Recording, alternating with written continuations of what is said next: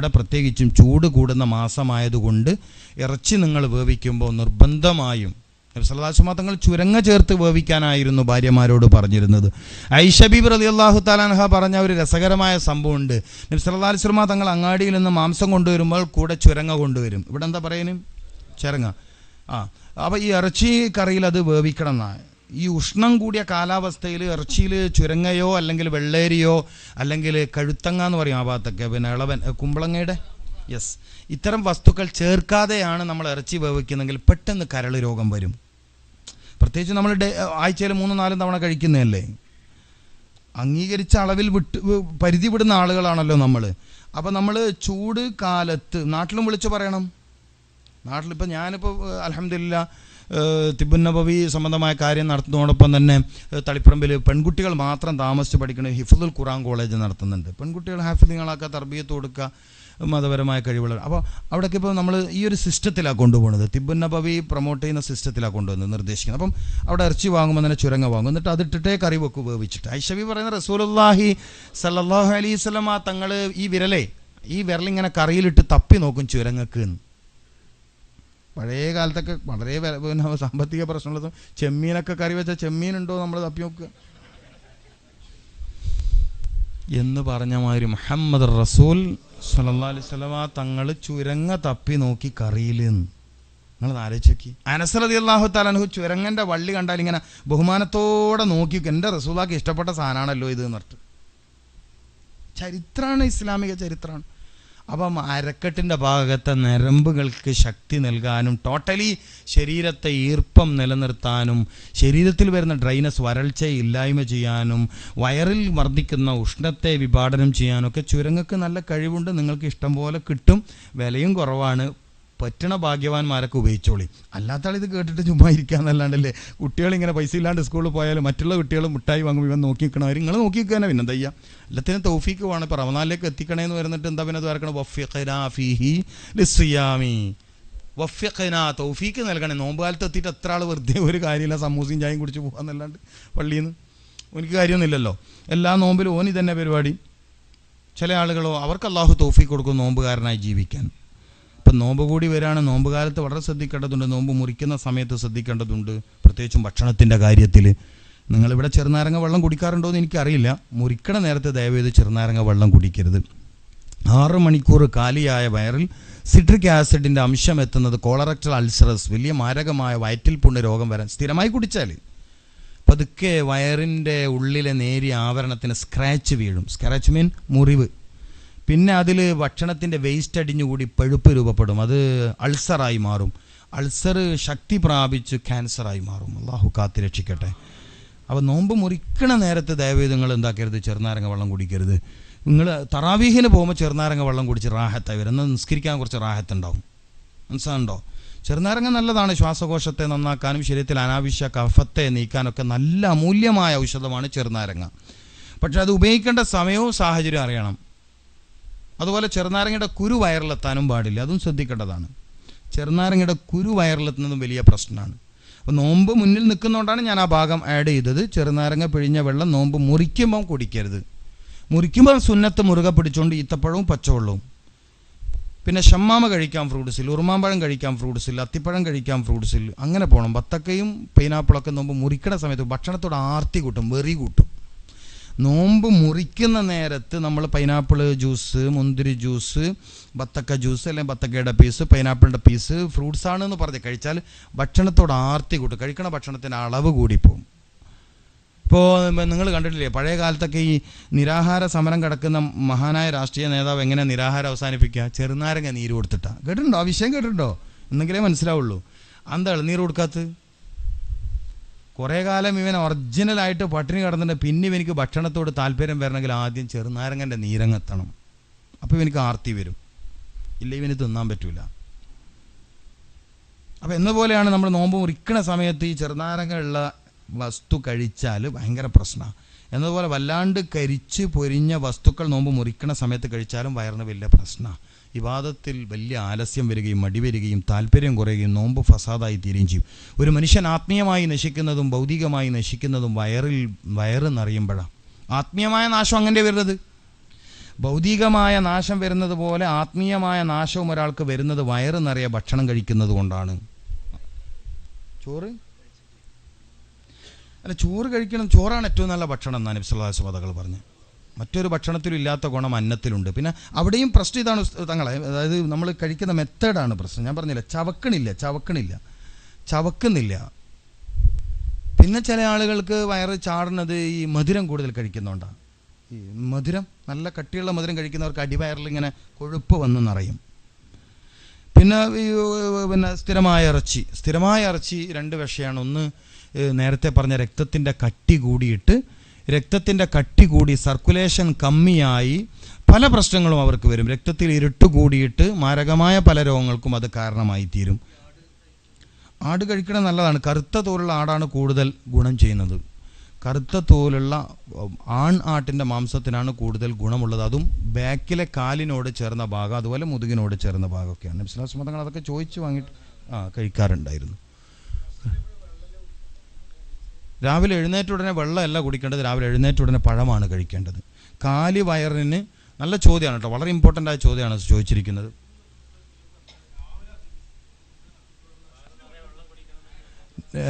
Empty സ്റ്റൊമക്കിൽ, കാലി വയറിൽ ഒരു മനുഷ്യന് ഏറ്റവും സ്യൂട്ടബിളായ ഫുഡ് പഴമാണ്. സെക്കൻഡ് വെള്ളത്തിൽ പച്ചവെള്ളം. സംസം പിന്നെ നമ്മൾ സാധാരണ ചർച്ചയെ കൊണ്ടുവരേണ്ട, അതൊരു എന്താ പറയുക, അത് നമ്മൾ ഈ ചർച്ചയെ കൊണ്ടുവന്ന അതിനോടുള്ള പവിത്രത നഷ്ടപ്പെടുത്തലായി പോകും. അത് പിന്നെ നമ്മൾ വെള്ളം എന്നുള്ള ആൾക്ക് കുടിക്കണമല്ലോ, സംസം കുടിക്കണത്. ഓക്കെ, അൽഹംദുലില്ലാ, നല്ലതാണ്, നിങ്ങളുടെ ഒരു ഭാഗ്യമാണ്. പക്ഷെ ആ കുടിക്കുന്ന ആളുടെ മെൻറ്റാലിറ്റി ക്ലിയർ അല്ലെങ്കിൽ സംസമിൻ്റെ ഗുണം അയാൾക്ക് കിട്ടില്ല. സംസം എന്നുള്ളത് ഒരു വസ്ഫാണ്, ഒരു വിശേഷണമാണ്. മനസ്സിലായില്ലേ? മാഉ സംസം ലിമാ ശുരിബ ലഹു, കുടിക്കണോന് എന്തിനാണോ കുടിക്കണത്, ആ കുടിക്കണ നേരത്ത് എന്താണോ അയാളുടെ മനസ്സ്. രാവിലെ തന്നെ സംസം എടുത്ത് ബിസ്മി അല്ലാണ്ട് കുടിച്ചാൽ സംസം ചെയ്യുന്ന ഗുണമൊന്നും അയാൾക്ക് ചെയ്യില്ല. പച്ചവെള്ളം കുടിച്ച ഗുണം പോലും ആ സംസം കൊണ്ട് കിട്ടൂല. അങ്ങനെയാണ് അതിൻ്റെ, അത് ശ്രദ്ധിക്കാനുണ്ട്. പച്ചവെള്ളം തന്നെയാണ് എല്ലാ കാലാവസ്ഥയിലും ഏത് മനുഷ്യനും പച്ചവെള്ളമാണ്. ഇപ്പോൾ അലർജി, തുമ്മൽ രോഗമുള്ളവരൊക്കെ സത്യത്തിൽ ആ രോഗം നിലനിൽക്കുന്ന പച്ചവെള്ളം കുടിക്കാത്തതുകൊണ്ടാണ്. പച്ചവെള്ളമാണ്. ഇപ്പോൾ ഞാൻ പറഞ്ഞില്ല, നമ്മളിപ്പോൾ മഗ്‌രിബിന് ഒളു എടുത്തു തോർത്തി പലരും സത്യത്തിൽ തോർത്താൻ പാടില്ല. കുളിച്ച ശരീരം തോർത്താൻ പാടില്ല. ഇസ്ലാമിൻ്റെ അധ്യാപനം എത്ര വലുതാണ്. ഇപ്പോൾ ഗൾഫിൽ നിങ്ങൾക്കൊക്കെ നല്ല ആരോഗ്യം ഉണ്ടാവണമെങ്കിൽ നിങ്ങൾ ശ്രദ്ധിച്ച് നോക്കി, ഒരു 4-5 ദിവസം കുളിച്ചിട്ട് തോർത്താതിരുന്ന് നോക്കിയാൽ നിങ്ങൾ ചെയ്ത് നോക്കി. ഞാൻ പോകുന്നതിനുള്ളിൽ തന്നെ അതിൻ്റെ റിസൾട്ട്, ഞാൻ ഒരാഴ്ച കൂടെ ഉണ്ടല്ലോ, അതിനിടയിൽ എന്തെങ്കിലും കംപ്ലൈൻറ്റ് ഒന്നും എന്നെ പിടിക്കാമല്ലോ. തലയും തോർത്തരുത്, കറാഹത്താണ് ഫിഖഹിൻ്റെ കിതാബിൽ. ഫുഖഹാക്കൾ ഭയങ്കര തിബുള്ളവരാണ്. ഇതല്ലേ ആലിമീങ്ങളിൽ ഇരിക്കണത്. പള്ളി പണകത്തോ നബി സല്ലല്ലാഹു അലൈഹി വസല്ലം തങ്ങൾ മിമ്പറിലേക്ക് താടിന്ന് വെള്ളം ഉറ്റുന്ന രൂപത്തിൽ കയറിയതായി ഹദീസിൽ കാണാനില്ലേ? നിങ്ങൾ ഉണങ്ങിയിട്ട് 10 മിനിറ്റ് കൊണ്ട് ഉണങ്ങും. ഞാനൊക്കെ ഇപ്പം അങ്ങനല്ലേ കുളിക്കണത്. ഞാനിപ്പോൾ എത്രയോ കാലമായിട്ട് കുളിക്കണത്. കുളിച്ചാൽ തല തോർത്താറില്ല, ശരീരം തോർത്താറില്ല, കുറച്ച് നേരം ഇങ്ങനെ നിൽക്കും, അപ്പോഴത്തേക്ക് അതങ്ങ് ഉണങ്ങിക്കോളും. ഈ വലിയ ചൂടുള്ള കാലാവസ്ഥയിൽ ബിൽഡിങ് മാത്രം നല്ല ചൂടുണ്ടാക്കുന്നത് മനുഷ്യൻ്റെ ശരീരത്തിൽ നിന്ന് പുറത്തേക്ക് വരുന്ന ചൂടും ഗ്ലോബൽ വാർമിങ്ങിന് കാരണമാണ്.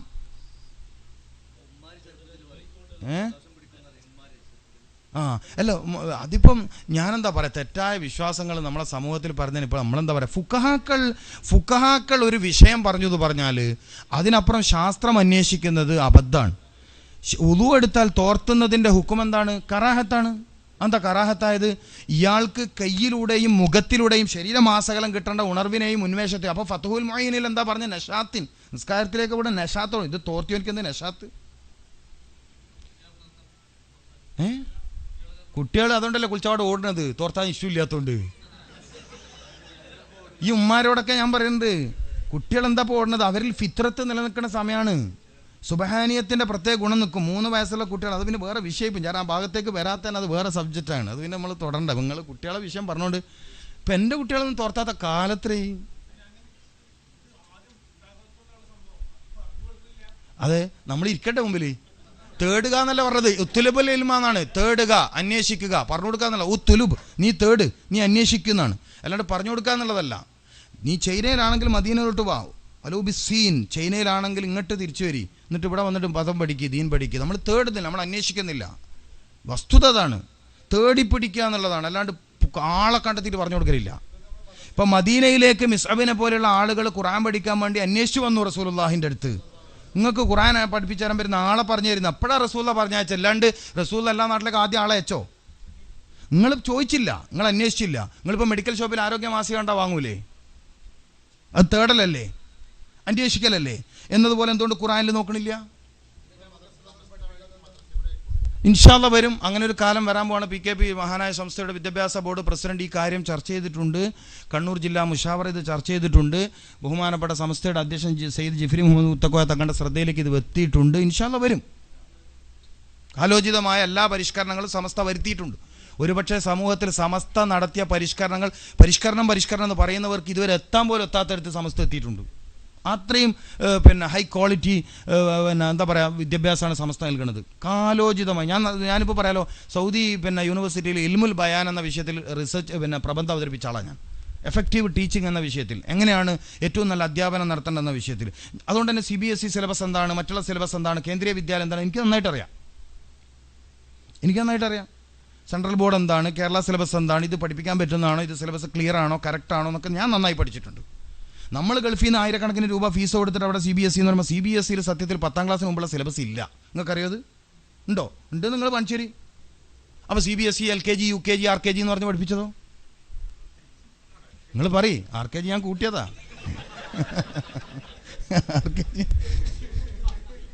ആളെ മണ്ടന്മാരൊക്കെയാണെന്നേ. നിങ്ങൾ പഠിപ്പിച്ചിട്ടില്ലേ? എൻ്റെ കുട്ടി CBSE പഠിക്കണത്. എത്രയിൽ? 7ാം ക്ലാസ് CBSE സിലബസ് ഉണ്ടോ മഹാനെ? നിങ്ങളെന്ത് മണ്ടത്തരാ പറയണത്? പോട്ടെ, സാരമില്ല, ഏതായാലും കുറച്ച് പൈസ പോയി കിട്ടി, അത്രയും സാരമില്ല. അങ്ങനെ എന്തൊക്കെ ഉണ്ട്, പോട്ടെ. നമ്മൾ പറഞ്ഞത് കുളിക്കണ വിഷയമാണല്ലേ. ഓക്കെ, അൽഹംദുലില്ലാ. നമ്മളെ ആഗ്രഹം എല്ലാം നല്ലത് നമ്മളിൽ നിന്ന് കിട്ടട്ടെ. സമസ്ത പഠിപ്പിക്കുക എന്ന് പറയുന്നത് തന്നെ സമസ്തൻ്റെ വലുപ്പമാണല്ലോ. നിങ്ങളങ്ങനെ പറഞ്ഞു കിട്ടിയല്ലോ, അൽഹംദുലില്ലാ. ഏതായാലും അപ്പോൾ ഞാൻ പറഞ്ഞു വന്നത്, നിങ്ങൾക്ക് ബുദ്ധിമുട്ടില്ലെങ്കിൽ നിങ്ങൾ ഇങ്ങനെ കൂടെ ചെയ്ത് നോക്ക്. എങ്ങനെ? കുളിച്ചിട്ടൊരു 10 മിനിറ്റ് ചുമ്മാ ഇരിക്കും. ആ സമയത്ത് പത്രം വായിച്ചോളി. പത്രം ഇങ്ങനെ ഒച്ചത്തിൽ ദിനേശ് പിടിക്കാൻ വരുമെന്നല്ലോ, ഒച്ചത്തിൽ വായിക്കാൻ. ഇങ്ങനെ നോക്കിയാൽ മതിയല്ലോ. അല്ല, പുറത്ത് ഹമ്മാമ് പറഞ്ഞോ? ഞാൻ പറഞ്ഞില്ലല്ലോ. കുളിച്ചിട്ട് പുറത്തിറങ്ങി ഒന്നും ആവില്ല. ഒക്കെ തോന്നണതാണ്. ഒക്കെ നമ്മൾ ചെയ്ത് നോക്കാത്തത് കൊണ്ട് തോന്നണതാണ്. പിന്നെ ഗൾഫിലാവുമ്പോൾ പ്രശ്നം നിങ്ങൾ പറഞ്ഞൊരു വിഷയം തന്നെ. ഗൾഫിലാവുമ്പോൾ നമുക്ക് ആ ഒരു ചെറിയ ഹമ്മാമും ചെറിയ ബെഡ്റൂമാണ്. എന്നാലും സാരമില്ല, അതൊരു പ്ലാസ്റ്റിക്കിൻ്റെ പാക്കറ്റ് വെച്ച് പുറത്ത് വന്ന് നിന്നോളിയും. അവിടെ വെള്ളം ഉറ്റിക്കോട്ടെ. സ്ത്രീകൾക്കും ബാധകമാണ്, എല്ലാവർക്കും. ഒന്നും ആവില്ല. ഇപ്പം നമ്മളിപ്പോൾ പ്രാക്ടിക്കലായി നമ്മൾ ചെയ്ത് നോക്ക്. ഞാൻ പറയാലോ, ഇപ്പോൾ അടുത്ത് എപ്പോഴും തുമ്മൽ, അലർജി, ജലദോഷമുള്ള ഒരു ഹുദവി ഉണ്ടായിരുന്നു. നമ്മൾ എറണാകുളത്തുള്ളൊരു ഹുദവി ഉസ്താദ്. അദ്ദേഹം എപ്പോഴും നീരിറക്കം, തുമ്മൽ, ജലദോഷമാണ്. ഞാൻ 2 കാര്യങ്ങളാണ് പറഞ്ഞു കൊടുത്തത്. 2 കാര്യങ്ങൾ. മരുന്ന് കൊടുത്തിട്ടില്ലേ? നല്ല പ്രഗത്ഭനായ ഒരു ഹുദവിയാണ്, എറണാകുളം ആലുവയിലുള്ള. നല്ല പ്രഗത്ഭനാണ്. ഇന്നിപ്പോൾ തിരുവനന്തപുരം ഡോക്ടറേറ്റിന് വേണ്ടി അദ്ദേഹം സ്റ്റഡി ചെയ്യാണ്. അദ്ദേഹത്തിന് കിട്ടിയ ഫിസിക്കൽ ഗുണം കൊണ്ടാണ്. എപ്പോഴും നീരിറക്കം, തുമ്മൽ ഭയങ്കര പ്രശ്നമാണ്. ഞാൻ പറഞ്ഞ 2 കാര്യം ചെയ്യണം. ഒന്ന്, തൊലി കളയാണ്ട് ഗോതമ്പ് കഴിക്കണം. തൊലി കളയാതെ കുത്തി വെളുപ്പിക്കാതെ ഗോതമ്പ് സ്ഥിരം ഏതെങ്കിലും ഒരു നേരം കഴിക്കണം. കുളിച്ചാൽ തല തോർത്താൻ പാടില്ല. അയാൾക്കിപ്പോൾ തുമ്മലില്ല, ജലദോഷമില്ല, നീരിറക്കമില്ല. എന്താണ്?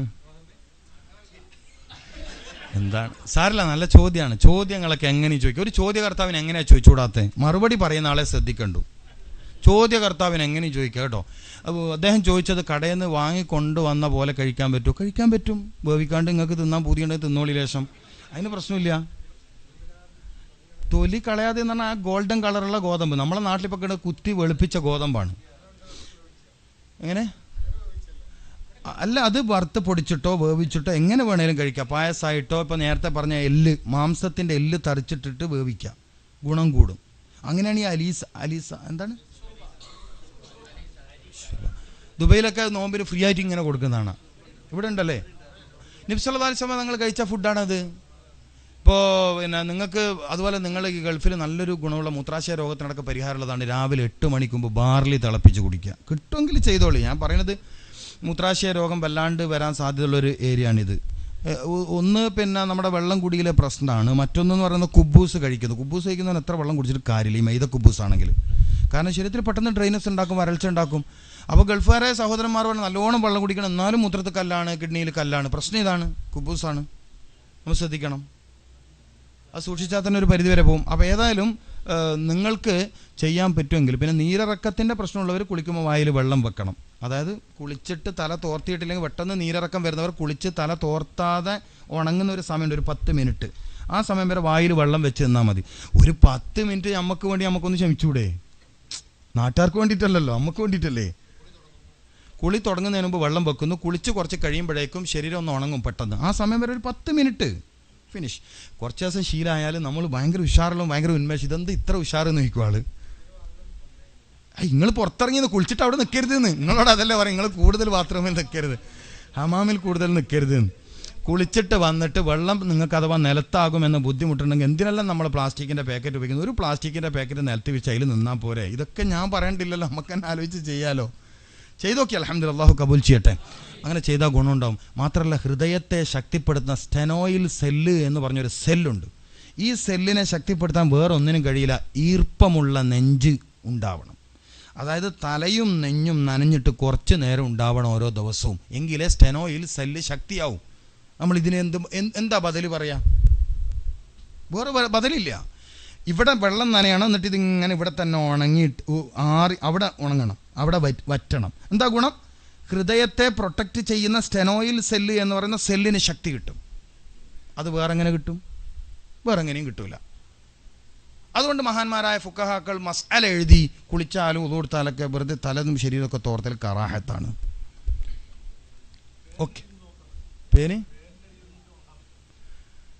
ഫാനൊക്കെ പുതിയ കണ്ടെത്തലല്ലേ? സത്യത്തിൽ പ്രശ്നമാണ് ഇതൊക്കെ.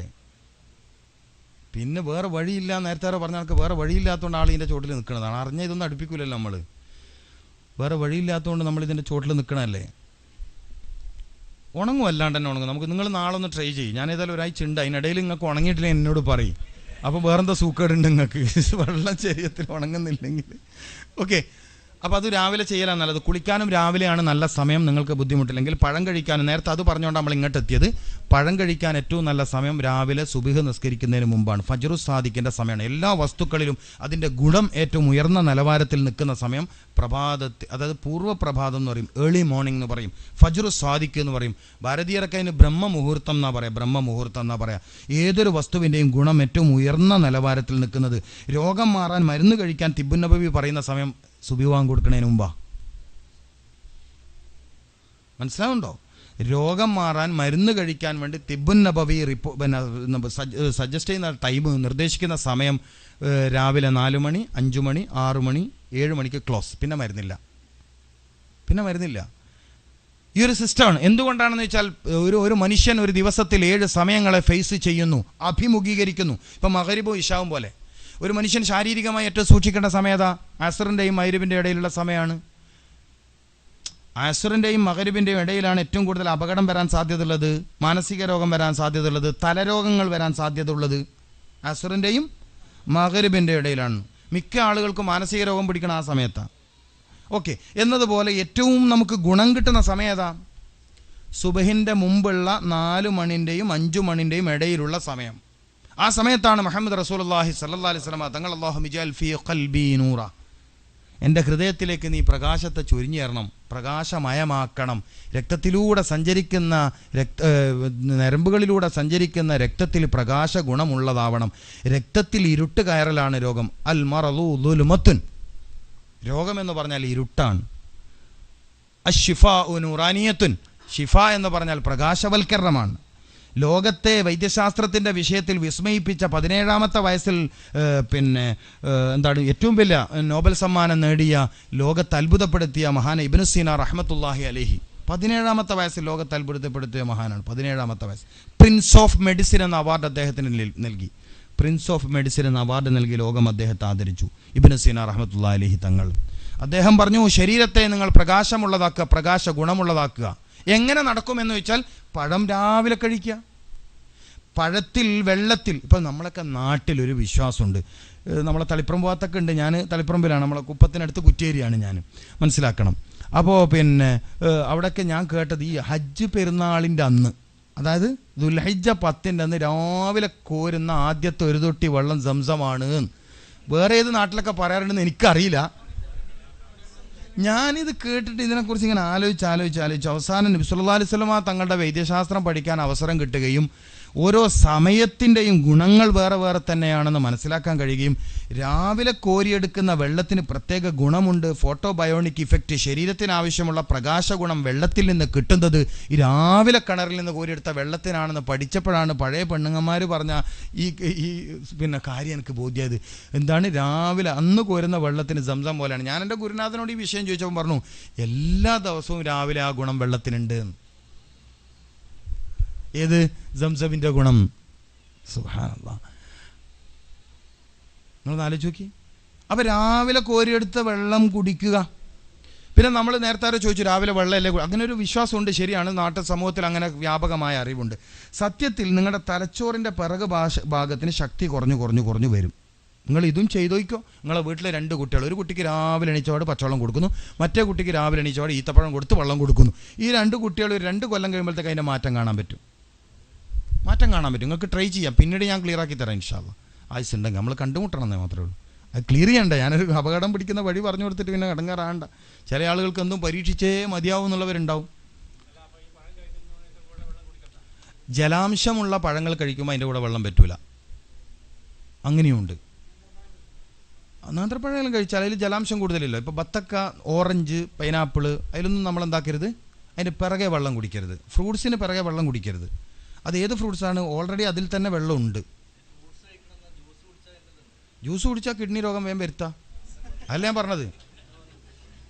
കിതാബ് തന്നെ ഉണ്ട്. കിതാബ്, അറബി കിതാബ് മുജറബാത്തിലുണ്ട്. ഇത് ഇസ്ലാമിക ലോകത്തെ പൂർവിക പണ്ഡിതന്മാർ എഴുതി വെച്ച കിതാബിൽ തന്നെ ഉണ്ട്. ചായ നല്ലതാണ്. രാവിലെ എഴുന്നേറ്റ ഉടനെ നല്ലതാണോ എന്ന് ചോദിച്ചാൽ നല്ലത് ഞാൻ പറഞ്ഞില്ലേ, അത് ശ്രദ്ധിച്ചില്ല. ഈത്തപ്പഴമാണ് കൂടുതൽ ബെറ്റർ. അതിൽ തന്നെ അലി റളിയല്ലാഹു തആല അൻഹുവിനെ മാനിക്കുകയാണെങ്കിൽ അജുവയാണ് ബെറ്റർ. പിന്നെ പ്രതിരോധ സംബന്ധമായ തകരാറ്, വയറ്റിൽ പുണ്ണൊക്കെയുള്ളവരാണെങ്കിൽ അത്തിപ്പഴമാണ് നല്ലത്. അങ്ങനെ മാറി ഭയങ്കര അസിഡിറ്റി, ഹൈപ്പർ അസിഡിറ്റി, എന്തെങ്കിലും കഴിക്കുമ്പോഴേക്ക് നെഞ്ച് കത്തൽ, നെഞ്ചരിച്ചൽ, യെസ്, ഇത്തരം പ്രശ്നമുള്ളവരാണെങ്കിൽ ഈത്തപ്പഴത്തിലേക്ക് പോകാതെ അത്തിപ്പഴത്തിലേക്ക് വരണം. ഡെയിലി രാവിലെ ഒരു 2 അത്തിപ്പഴം 1/2 ഗ്ലാസ് വെള്ളത്തിലിട്ട് വെക്കുക. രാവിലെ ഫിംഗർ ജ്യൂസ് അടിക്കണം. വിരലുകൊണ്ട് ഇങ്ങനെ ഉടക്കുക. വിരലുകൊണ്ട് ഉടച്ചിട്ട് അതിലൊരു സത്ത് അങ്ങോട്ടും ഇങ്ങോട്ടും ഒരു കമ്മ്യൂണിക്കേഷൻ നടത്താനുണ്ട്. എന്നിട്ട് വെള്ളം കുടിക്കുക ആദ്യം. ശേഷം ആ പീസസ് ഇല്ല അതിൻ്റെ, അത് നന്നായി ചവച്ചരച്ച് കഴിക്കുക. അതുപോലെ ഹാർട്ടിന് എപ്പോഴും ക്ഷീണമുള്ള ഒരാളാണ്, അയാൾക്ക് രാവിലെ നല്ലത് ഉറുമാമ്പഴമാണ്. മാറിയില്ലേ വിഷയം? ഈത്തപ്പഴം പറ്റും. ഈത്തപ്പഴവും നേന്ത്രപ്പഴവും രണ്ടും ഹാർട്ടിനെ സപ്പോർട്ട് ചെയ്യുന്നതാണ്. പക്ഷേ അവിടെ വേറൊരു നിർദ്ദേശം വരുന്നത് ഉറുമാമ്പഴത്തിൽ നിന്ന് 15 സീഡ്, ഉറുമാമ്പഴമില്ലേ, അതിലെ 15 അല്ലി മാത്രം എടുക്കണം, 15 പീസ് മാത്രം. അത് വായിലിടുക, ഒരു 15 മിനിറ്റ് ചവക്കുക. 15 എണ്ണം 15 മിനിറ്റ് ചവക്കുക. പിള്ളേരൊന്നും കാണരുത്, എന്താ ഉപ്പാക്ക് പറ്റിയെന്ന് ചോദിക്കും. മുമ്പ് ബബിൾഗം ചവക്കുമ്പോൾ നമ്മൾ അങ്ങോട്ട് ചീത്ത പറഞ്ഞല്ലേ, ഇരുന്ന് ചവക്കണം. അങ്ങനെ ഒരു മെത്തേഡ് ഞാൻ പഠിച്ചിട്ടില്ല, അറിയില്ല എനിക്ക്. അത്തിപ്പഴം സൈത്തെണ്ണയിലിട്ട് കഴിക്കുന്ന മെത്തേഡ് ഉണ്ടാവാം, കാരണം വ്യത്യസ്ത രൂപത്തിലുള്ള ഉപയോഗം ലോകത്തുണ്ട്. മഹാനായ, ഞാൻ നേരത്തെ പറഞ്ഞ ക്യാൻസർ രോഗത്തിൽ ആയിരക്കണക്കിന് ആളുകൾക്ക് ആശ്വാസം നൽകിയ മഹാപണ്ഡിതനാണ് ആടൂർ ഹബീബ് ബീരാൻകുട്ടി മുസ്ലിയാർ ഉസ്താദ് അവർകൾ. അദ്ദേഹത്തിൻ്റെ ഒരു ക്രമമാണ് വയറുമായി ബന്ധപ്പെട്ട പ്രശ്നം, പൈൽസിൻ്റെ പ്രശ്നം, കോൺസ്റ്റിപ്പേഷൻ പോലത്തെ പ്രശ്നങ്ങളുള്ളവർക്ക്, ദഹനം നന്നായി നടക്കാത്തവർക്ക്, മനസ്സിലായില്ലേ, പൈൽസിൻ്റെ അസുഖമുള്ളവരൊക്കെ ഈ അത്തിപ്പഴം രാവിലെ കഴിക്കുന്നത് വളരെ ബെറ്ററാണ്. അതുപോലെ രക്തം പോവുക, ബാത്റൂമിൽ പോകുമ്പോൾ രക്തം ബ്ലീഡ് ചെയ്യുക, അങ്ങനെയുള്ളവർക്കൊക്കെ ഈ അത്തിപ്പഴം നല്ല ഫലം ചെയ്തിട്ടുണ്ട്. അത് മാത്രം മരുന്നാണെന്നും തെറ്റിദ്ധരിക്കരുത്. എന്തെങ്കിലും രോഗം ഉണ്ടെങ്കിൽ അത് വയറുമായി, പൈൽസ് എന്ന് പറയുന്നത് മലദ്വാരത്തിൻ്റെ രോഗമല്ല, വയറിൻ്റെ രോഗമാണ്. വയറിൽ അന്വേഷണം നടത്തണം.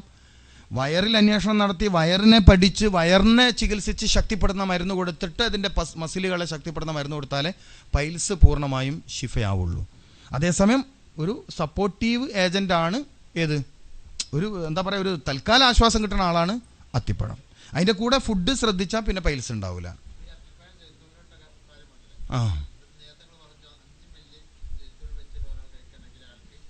നരമ്പ് സംബന്ധമായ പ്രശ്നം വരില്ല. ഓക്സ്ഫോർഡ് യൂണിവേഴ്സിറ്റിയിൽ നടന്നൊരു പഠനമാണ്, യൂണിവേഴ്സിറ്റി തലത്തിൽ തന്നെ നടന്ന പഠനം. 5 മില്ലി എന്ന് പറഞ്ഞാൽ ഒരു ചെറിയ സ്പൂൺ അളവാണ്, ഡെയിലി കഴിച്ചാൽ വരില്ല. രണ്ടും കൂടി ഒരുമിച്ച് കഴിക്കാൻ വേണ്ടി ഞാൻ കണ്ടിട്ടില്ല എന്നാണ് പറഞ്ഞത്. എൻ്റെ അറിവ്, ഞാൻ ആകെ 10 കൊല്ലമായിട്ടുള്ളൂ പഠിക്കാൻ തുടങ്ങിയിട്ട്. ഇതിപ്പോൾ എത്ര കൊല്ലം പഠിക്കേണ്ടതാ? ഫ്രഷ് ഫ്രൂട്ടാണ് നല്ലത്. അതിൽ പറഞ്ഞ ജലാംശത്തിൻ്റെ ഗുണം കൂടുതലുണ്ട്. ഡ്രൈ ഫ്രൂട്ടിൻ്റെ ഗുണം വേറെയാണ്, മനസ്സിലായില്ലേ? വിരുദ്ധാഹാരങ്ങൾ ഇപ്പോൾ പാല്, മീൻ, അതുപോലെ തോടുള്ളതും തോടില്ലാത്തതും, ഇറച്ചിയും മീനും, ചിക്കനും തൈരും, ഇങ്ങനെയുള്ളതൊക്കെയാണ് വിരുദ്ധാഹാരങ്ങൾ നമ്മൾ ചെയ്യുന്നത്. ഉഴുന്നും തൈരും പറ്റൂല, അതൊന്നും പിന്നെ നമ്മൾ ചെയ്യുന്നില്ലല്ലോ. നമ്മൾ ചെയ്യുന്നതിൽ പ്രശ്നം വരാൻ സാധ്യതയുള്ളത് ഒന്ന് തൈരും കോഴിയാണ്. പിന്നെ ഇവിടെ പിന്നെ തൈരല്ലല്ലോ കിട്ടുന്നത് അല്ലേ, തൈര് എന്തോ ഒരു പൊടിയിൽ തൈര് പോലെ ആക്കിയിട്ട് തരുന്നില്ല, അതുകൊണ്ട് പിന്നെ പ്രശ്നമല്ല. അൽമറായി എന്നൊക്കെ കേട്ട വലിയ മറ്റേ നടുക്കഷ്ടത്ത് വന്നാൽ നമ്മളെ വിചാരം പോട്ടെ, ഒരു കേൾക്കണ്ടാവണം പിന്നെ അല്ലേ. യെസ്, യൂറിക് ആസിഡ് എന്നതൊരു പുതിയ പ്രയോഗമാണ്. പ്രധാനമായിട്ടും ഈ യൂറോപ്യൻ ക്ലോസറ്റ് വന്നതിന് ശേഷമുള്ള ഒരു പ്രധാന രോഗമാണത്. നല്ല ചോദ്യമാണത്, നിങ്ങൾ ശ്രദ്ധിക്കേണ്ട കാര്യമാണ്. യൂറോപ്യൻ ക്ലോസറ്റും പിന്നെ ബാങ്ക് കൊടുക്കുന്നുണ്ട്. അപ്പോൾ നമ്മൾ നിർത്താനുമായി അൽഹംദുലില്ലാ. അപ്പോൾ ഞാൻ പറഞ്ഞത് യൂറിക് ആസിഡിൻ്റെ പ്രശ്നം പ്രധാനമായി വന്നത് ശരീരത്തിൽ അടിഞ്ഞുകൂടിയ യൂറിയ അല്ല, അങ്ങനെയൊന്നും പറയണ്ട പോട്ടെ, മൂത്രം കറക്റ്റ് പോകാത്തതുകൊണ്ട് അവശേഷിക്കുന്ന മൂത്രം, യൂറിനറി ബ്ലാഡറിൽ മൂത്രം സൂക്ഷിച്ചു വെക്കുന്ന കിഡ്നി അതിൻ്റെ ജോലി കഴിഞ്ഞ് പുറത്തേക്ക് തള്ളേണ്ട സാധനമില്ലേ മൂത്രം, ഈ മൂത്രം പുറത്ത് പോവാതെ ഒരല്പം ബാക്കി നിൽക്കൽ സ്വഭാവമുള്ളവരിലാണ് വ്യാപകമായി യൂറിക് ആസിഡിൻ്റെ പ്രശ്നങ്ങൾ കാണുന്നത്. പ്രധാനമായും സന്തുക്കളിൽ വേദന വരിക, നീർക്കെട്ടുണ്ടാകുക പോലത്തതാണ് പ്രധാന ലക്ഷണമായി പറയുന്നത്. അതിനേക്കാൾ വലിയ പ്രശ്നങ്ങളൊക്കെ പിന്നീട് വരും. ഈ പാങ്ക്രിയാസുമായി ബന്ധപ്പെട്ടിട്ടൊക്കെ പിന്നീട് രോഗം വരും. യൂറിക് ആസിഡ് ചെറിയൊരു രോഗമായി കാണരുത്, വലിയ രോഗങ്ങളിലേക്കുള്ള ചെറിയ സൂചന മാത്രമാണത്. അതൊരു വലിയ രോഗമൊന്നുമല്ല. മസാല ചേർത്ത ഭക്ഷണത്തിൽ നിന്നും കൂടുതൽ പോത്തിറച്ചി കഴിക്കുന്നതിലും തൽക്കാലം വിട്ടു നിന്നാൽ തന്നെ, തക്കാളി കൂടുതലുള്ള കറി കൂട്ടുന്നതിൽ നിന്നൊക്കെ വിട്ടു നിന്നാൽ തന്നെ ഒരു പരിധി വരെ യൂറിക് ആസിഡിനെ കൺട്രോൾ ചെയ്യാൻ പറ്റും.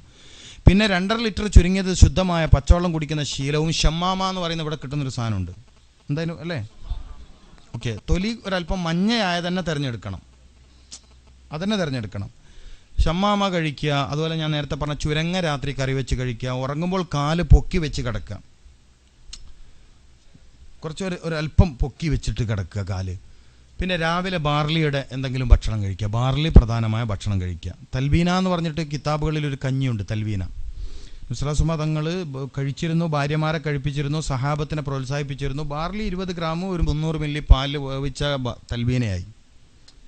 20 ഗ്രാം ബാർലി ഒരു 300 മില്ലി പാലിലിട്ടാൽ നമ്മൾ ഓട്സ് കാച്ചണ പോലെ, ഇപ്പോൾ എളുപ്പമായില്ലേ, പറഞ്ഞ വേഗം മനസ്സിലാകുന്ന ഭാഷ പറയണം. ഓട്സൊക്കെ കാച്ചണ മാതിരിയുള്ള പരിപാടി. തേനും കൂടി ചേർത്താൽ പൂർണ്ണ സുന്നത്തായി. നബി സല്ലല്ലാഹു അലൈഹി വസല്ലം തങ്ങൾ തേൻ ചേർത്ത് കഴിച്ചിരുന്നു, പക്ഷേ ചൂടുള്ള സമയത്ത് തേൻ ചേർക്കാനും പറ്റൂല. അപ്പം തൽവീന ഉണ്ടാക്കിയിട്ട്, ബാർലിക്കഞ്ഞി ഉണ്ടാക്കിയിട്ട് തണിയാൻ വെച്ചിട്ട് കുറച്ച് തേനും കൂടി ഒഴിച്ച് മധുരിപ്പിച്ചിട്ട് രാവിലെ 8 മണിക്ക് മുമ്പ് കഴിക്കണം.